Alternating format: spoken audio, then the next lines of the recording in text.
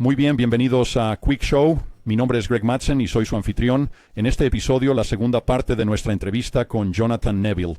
Jonathan es un líder de pensamiento en el movimiento Heartland, centrado principalmente en la geografía del Libro de Mormón en el este de Estados Unidos.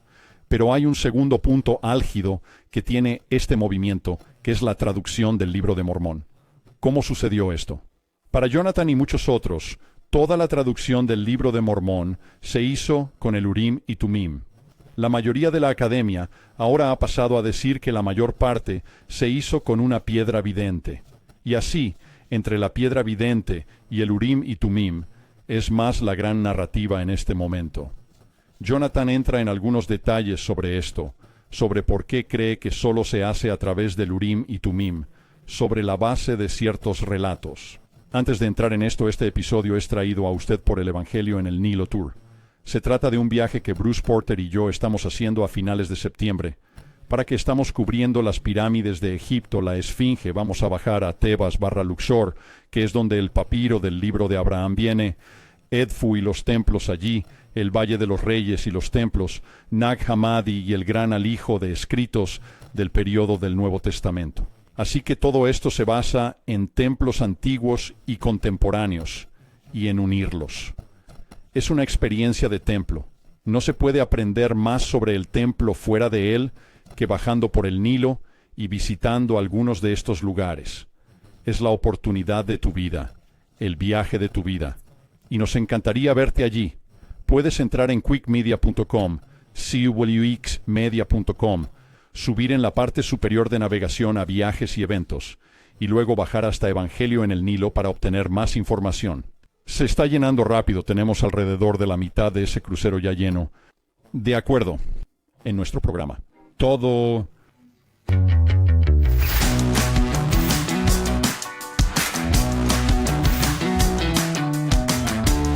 Jonathan, sobre la traducción, este es otro punto álgido, diría yo.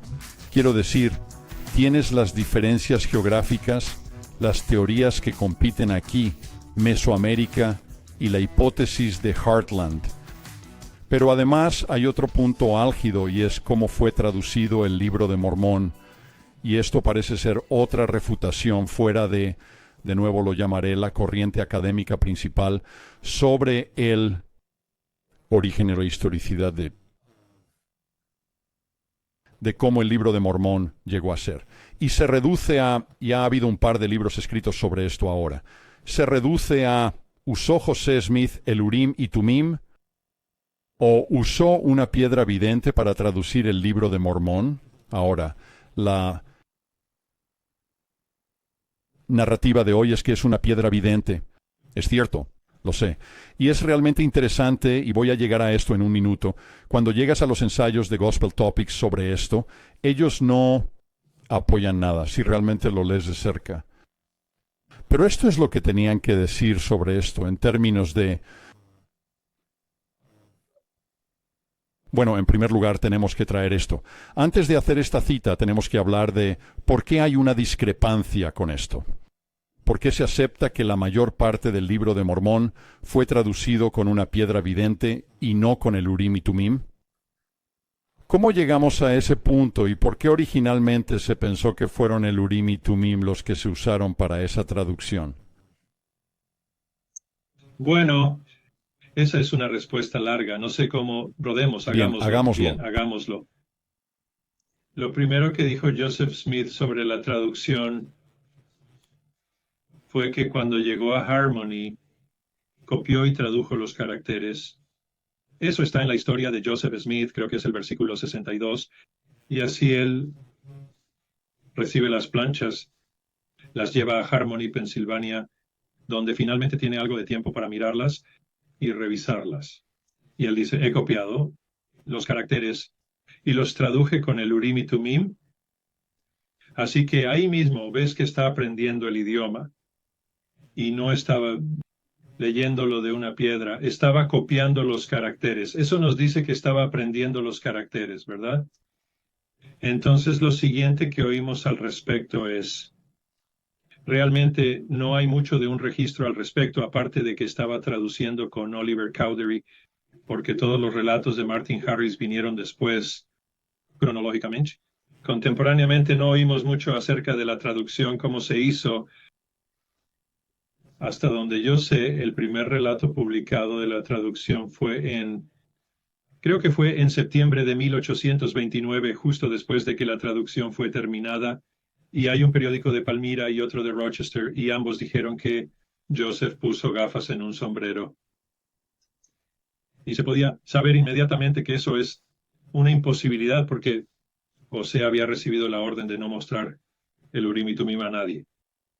Así que para que alguien diga que puso las gafas en el sombrero, no podrían haber estado presentes cuando eso ocurrió. Así que es de oídas. Pero, ¿qué pasa con la idea del velo? ¿Estaba detrás de un velo? Bueno, aún ¿Una así el punto cortina? es que no estaba siendo observado. Vale, así que alguien asumió que se puso gafas en un sombrero porque no podían haberlo observado. Y, ¿sabes? Cuando miro esto, miro lo que Joseph y Oliver dijeron y digo, bueno, ¿por qué dirían ciertas cosas? ¿Por qué Joseph Smith en un par de ocasiones hizo tanto alboroto que el Señor le dijo que sería destruido si mostraba el Urim y Tumim en el lugar? ¿Por qué tuvo que decir eso? Y creo que la razón por la que tenía que decir eso era para que sabríamos que cualquiera que afirmara haber visto los anteojos estaba mintiendo o basándose en rumores o suposiciones o inferencias. Así que tengo un modelo que uso para analizar todo esto llamado el modelo FE, del que hablo en mi próximo libro, y comienza con el primero. La F significa el hecho, y luego la inferencia, hechos, suposiciones, inferencias, y luego tu teoría basada en esas cosas, y luego tu hipótesis para seguir adelante. Ese es el modelo de la fe. Y cuando digo hecho, considero un hecho como evidencia de la realidad. Así, por ejemplo, con respecto, volviendo a la geografía por un minuto, la declaración de Lucy Harris o Lucy McSmith, que Moroni le dijo a Joseph Smith que estaba en la colina de Camorra, es un hecho que hizo la declaración, pero no es necesariamente la realidad, ¿verdad? La gente puede discutir sobre eso. Y la razón por la que la gente llega a conclusiones diferentes sobre la realidad es por las suposiciones que hacen y las inferencias que hacen. Y así es como funciona el sesgo de confirmación. No importa cuál sea el hecho, puedes aplicar un análisis diferente para llegar a tu conclusión. Y así cuando leí este relato periodístico de Joseph Smith poniendo gafas en un sombrero, cuando miro eso me dice, bueno, eso es solo un rumor o suposición porque contradice la narrativa que Joseph nos dio y por eso nos dio eso. Entonces sabríamos que cualquiera que afirmara que vio las gafas no hablaba por observación directa y por lo tanto los descarto por ser rumores o suposiciones. Luego tenemos el Mormonism Unveiled, publicado en el año del Libro de Mormón, y allí identificaron tres explicaciones. Explicaciones específicas para el Libro de Mormón. La primera fue la Pipstone, en el sombrero. Y la descripción que dieron allí es casi exactamente lo que se lee en el Interpreter Book of Mormon Central y los ensayos de Gospel Topics. Es como si lo hubieran copiado de Mormonism Unveiled. Luego, en el siguiente párrafo, otras personas dicen que usó el Urim y Tumim del Antiguo Testamento. Pero en ninguno de los dos casos usó las planchas, es lo que dice Mormonism Unveiled. Así que, Y luego, por supuesto, la tercera que dan más adelante es la teoría Spaulding, que Joseph estaba detrás de una cortina.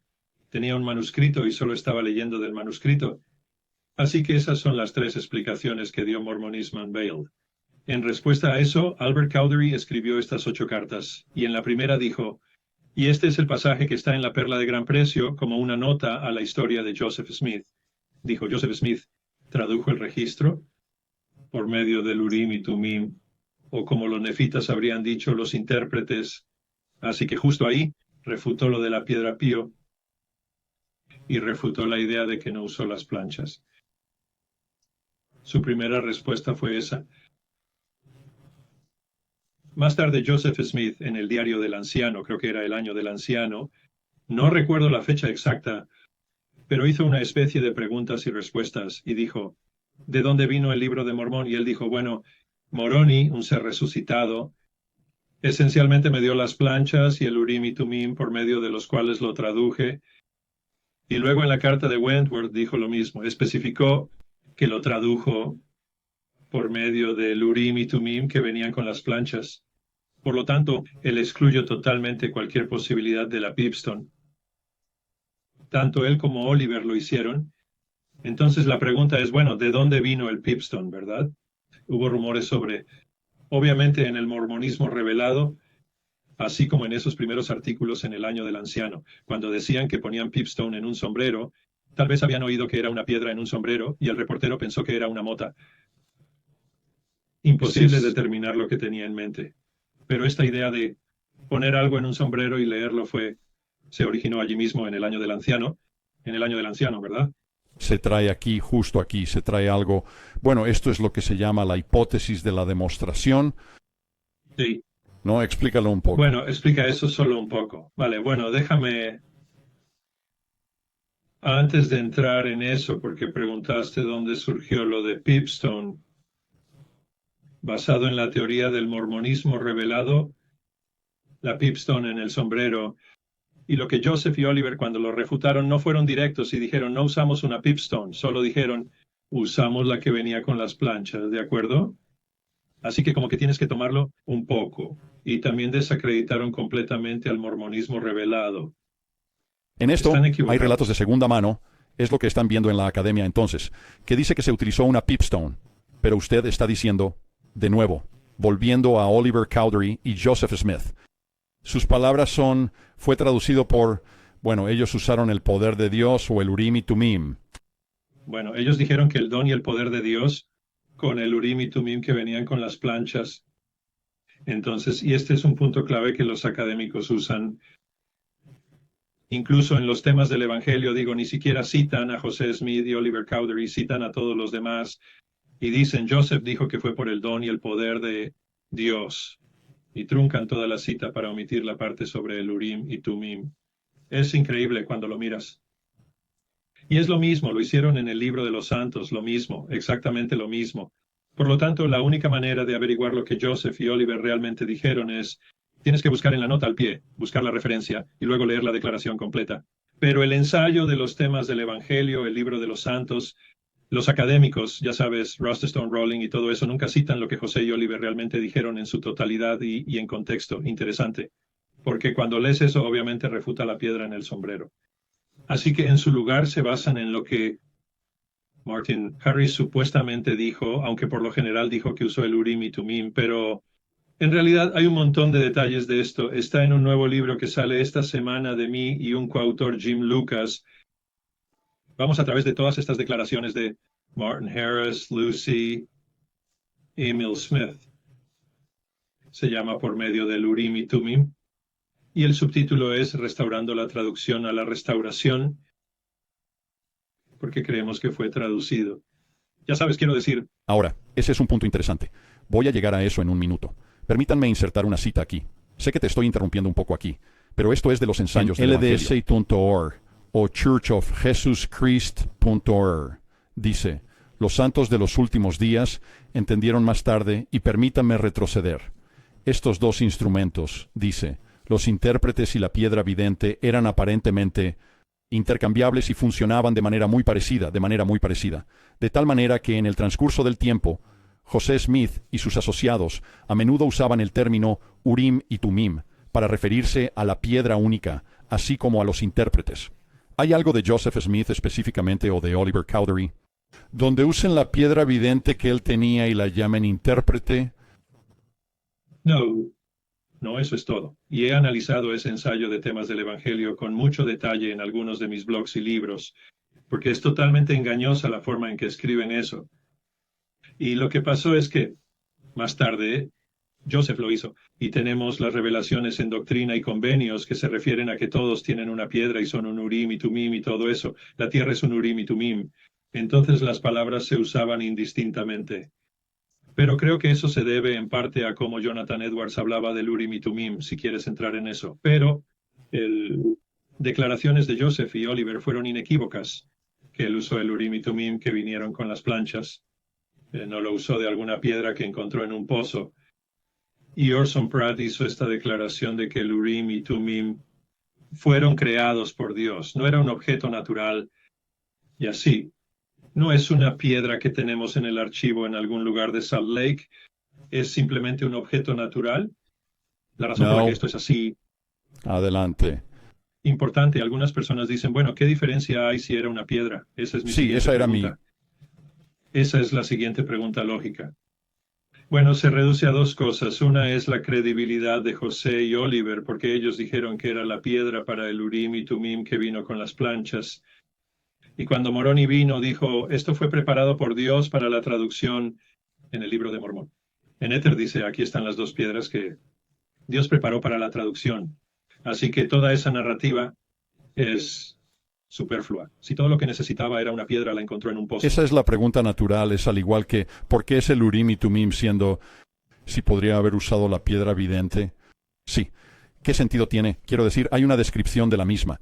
Es enorme. Son los dos triángulos. Hay mucha descripción de todo esto. Y fue especialmente preparado y preservado.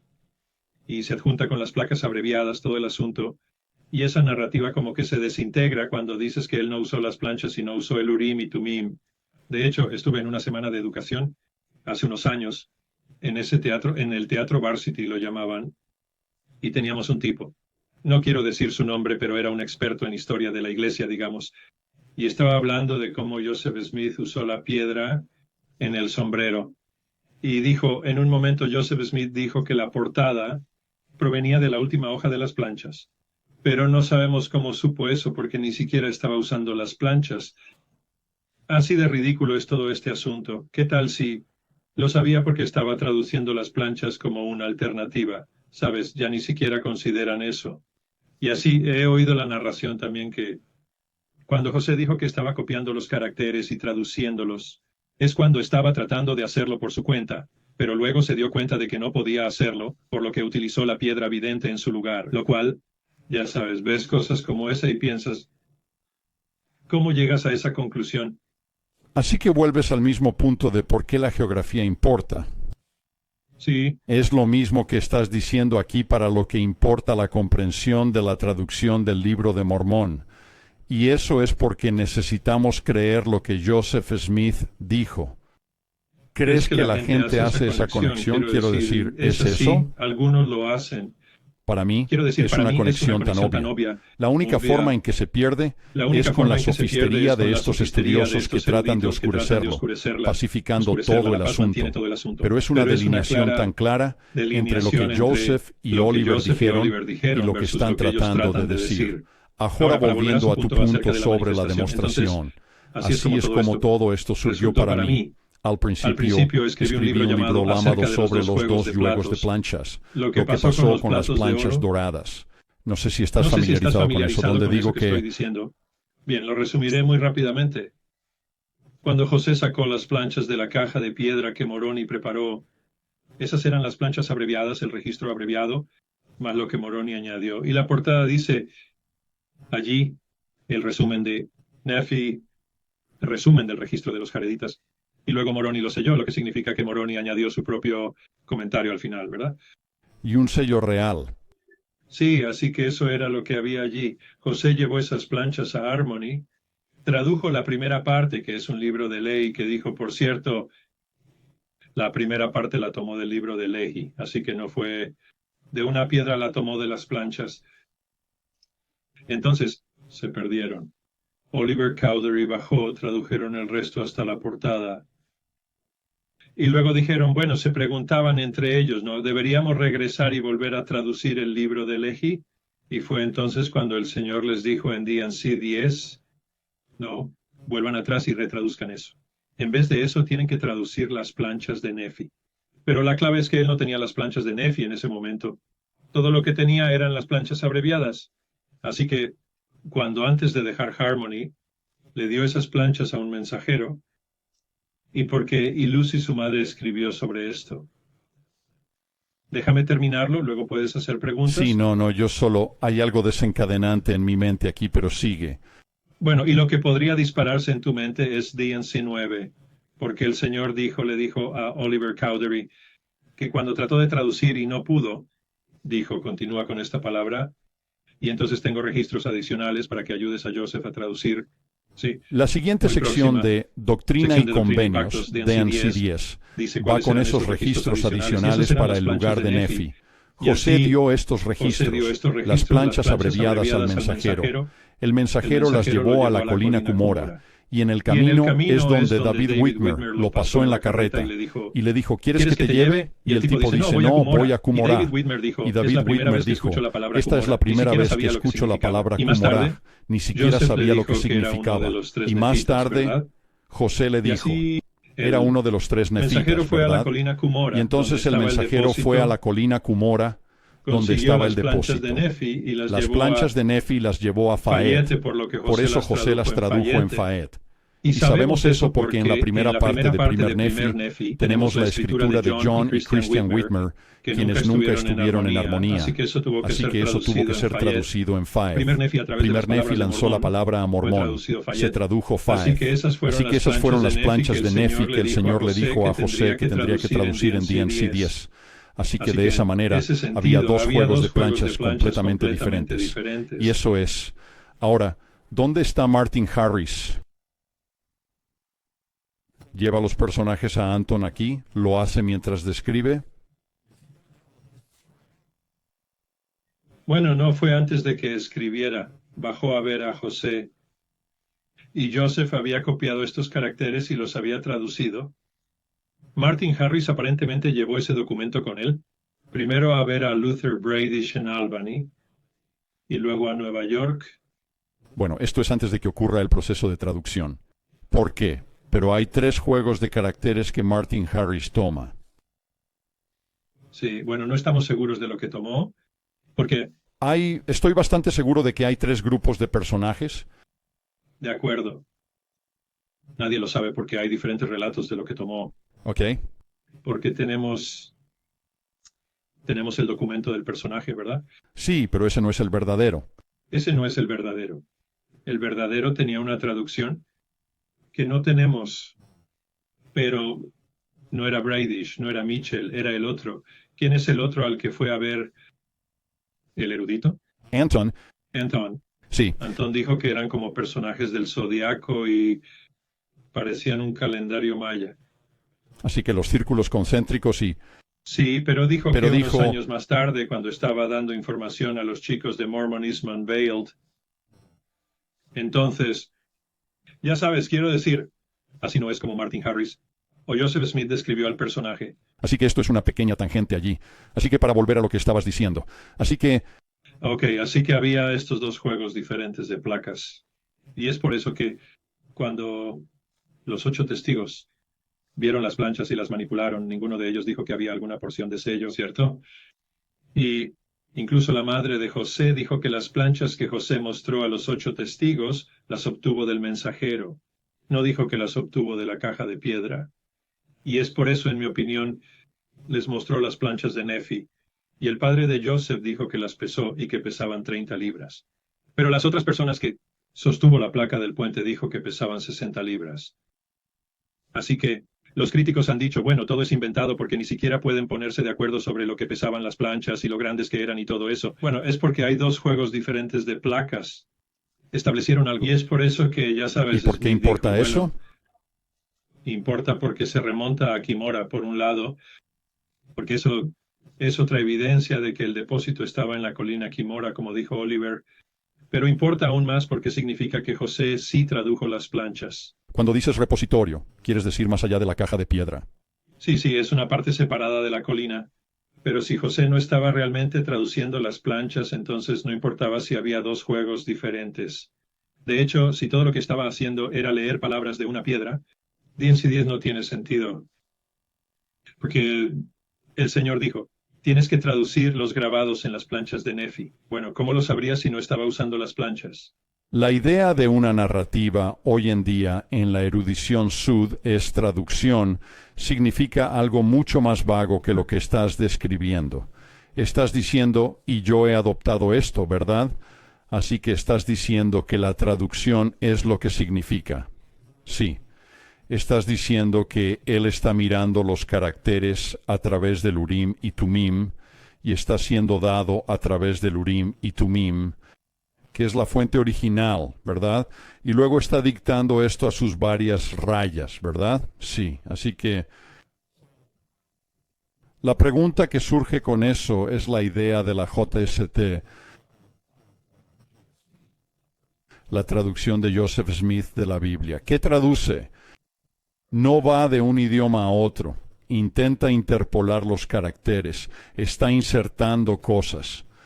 ¿Y de dónde está sacando eso? No está usando la traducción específicamente de la Biblia de la misma manera. Es más de un, como la gente diría, es como un disparador.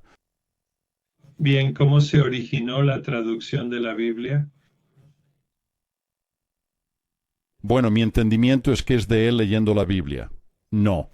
O con el libro del Mormón. Está teniendo no, vale, adelante. Dímelo tú. La primera parte es lo que hoy llamamos el libro de Moisés, ¿no? Sí.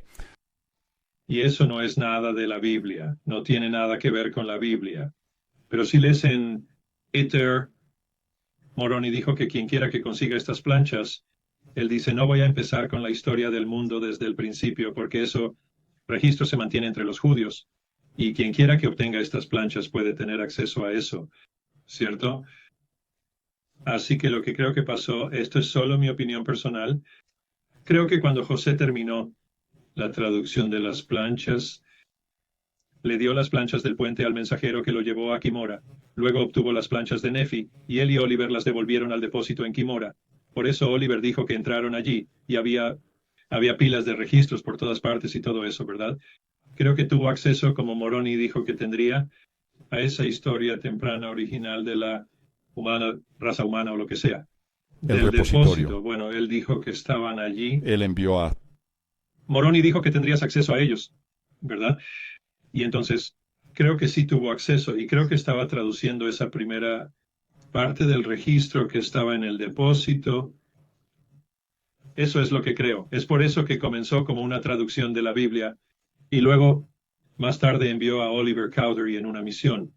Empezó a tener a John Whitmer como su escriba. Él ya comenzó como una traducción. Por eso era una traducción de la Biblia. No era técnicamente la Biblia, era el relato de Moisés. Y luego continuó en él pasando por el rey James y tipo de hacer los cambios en el margen, el comentario Clark y todas esas cosas. Pero así continuó como una traducción, pero comenzó como una traducción, es lo que creo. Eso. Así que el libro de Moisés es también el palo de Judas o un palo de José. No fue... Bueno, tiene una fuente josefina. Vale bien, todo lo que sé es que Moroni dijo que tenía acceso al registro. Si de cualquier palo que sea, no lo sé. Bueno, Bien. la forma en que veo todo eso es que las planchas de bronce son parte del palo de Judas. Vale. Creo que ese es el origen. De acuerdo. De acuerdo. Tradición. Mi Podría ser.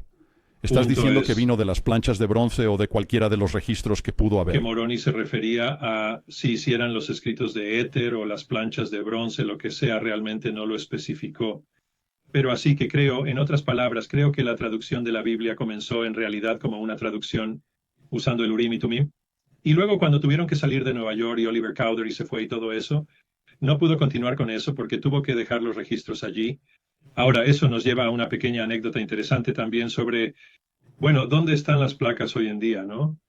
Y escribí sobre eso en ese libro, sobre lo que pasó con las planchas de oro, porque creo que, bueno, Oliver Cowdery dijo eso y David Whitmer dijo que las planchas ya no estaban en el monte Cumorah. A David Whitmer se le preguntó específicamente sobre esto. Y dijeron, bueno, ¿dónde están las planchas ahora? Y él dijo, están en Nueva York. Y dijeron, ¿están en Cumorah? Y él dijo, no, pero no están lejos de allí. Y esos aventureros en Rochester nunca las encontrarán. Eso es lo que dijo David Whitmer. Y también dijo que Oliver Cowdery le había dicho sobre ir al depósito. Déjame hacerte una pregunta rápida aquí. Así que el primer juego de planchas es el libro de ley, al menos, que tenían.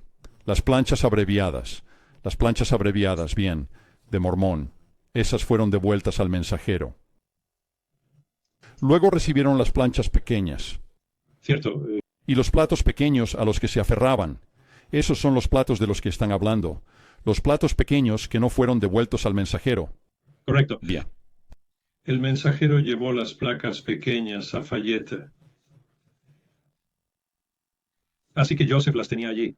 Sí, fue a Palmira, se las mostró a los 8 testigos, y luego él y Oliver las llevaron de vuelta al depósito. Porque eso es algo que siempre fue confuso en la historia de la iglesia cuando Brigham hablaba de Oliver yendo al depósito 2 veces. Por lo menos, ¿por qué iban allí? Bueno, una razón era devolver las planchas, las pequeñas planchas de Nefi, como las llamamos.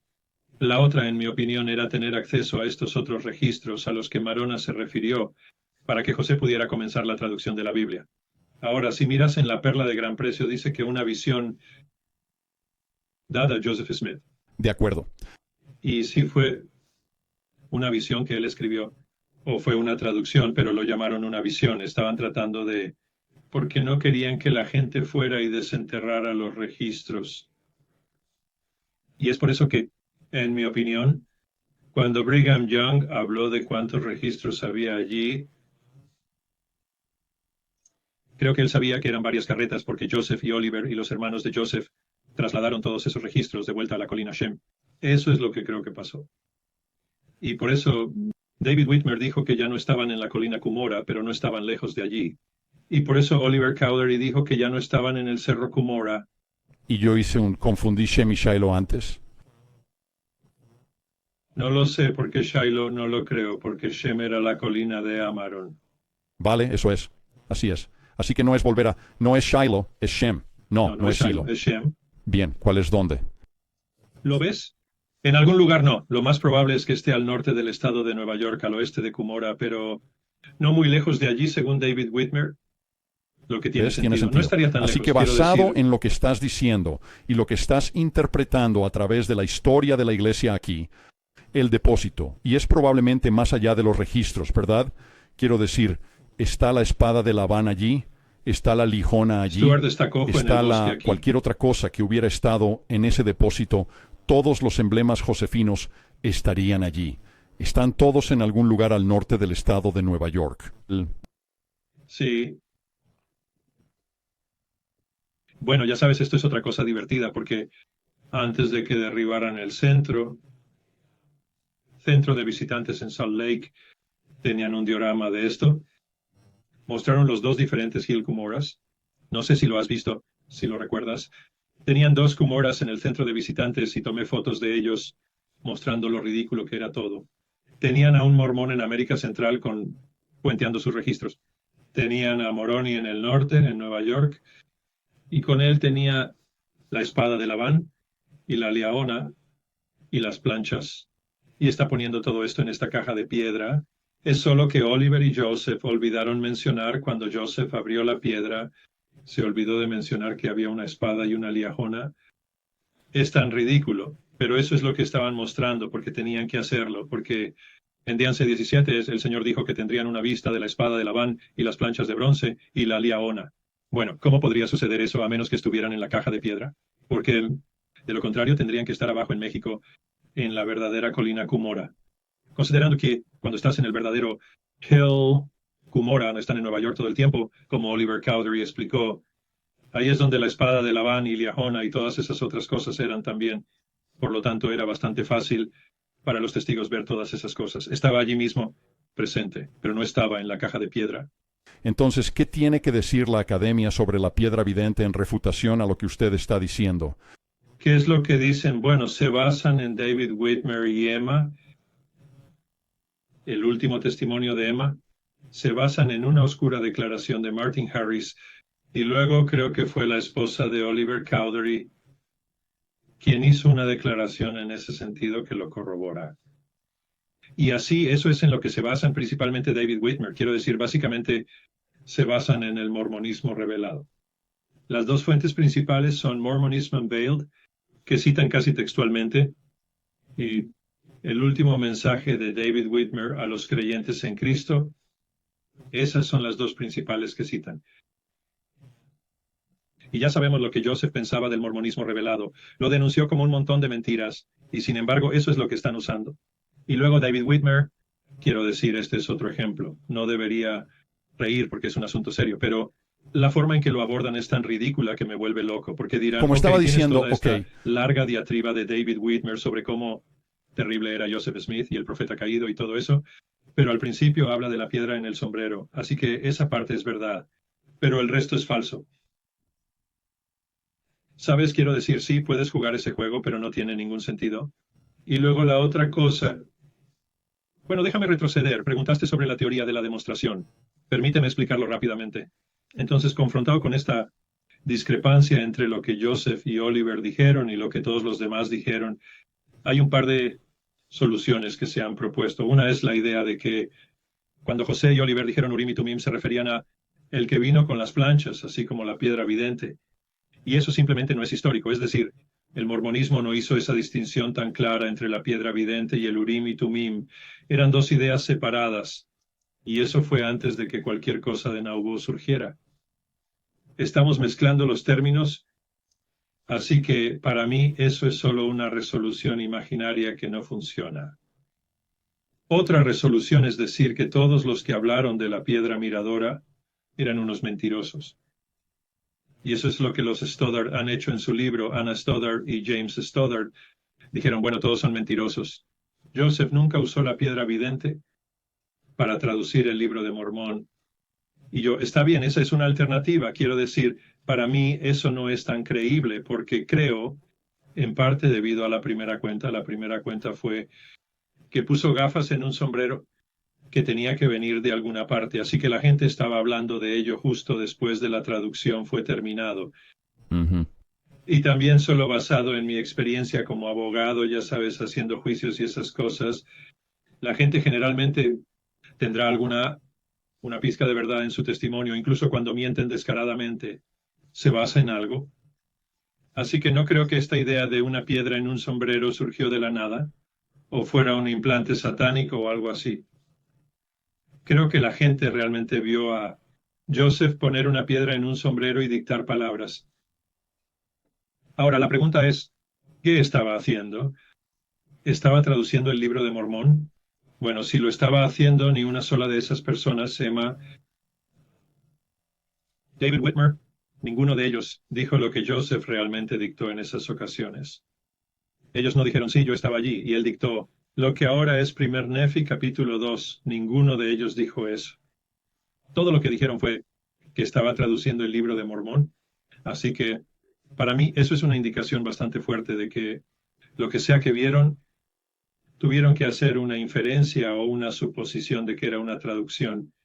Lo que creo que sucedió es, había mucha presión en la granja en Fayette, porque tenían a Joseph y Oliver traduciendo arriba, tenían una criada que trabajaba allí, y ella se asustó porque cuando venían de abajo estaban como resplandecientes, y ella quería saber qué estaba pasando, y ella iba a renunciar si no le decían lo que había pasado.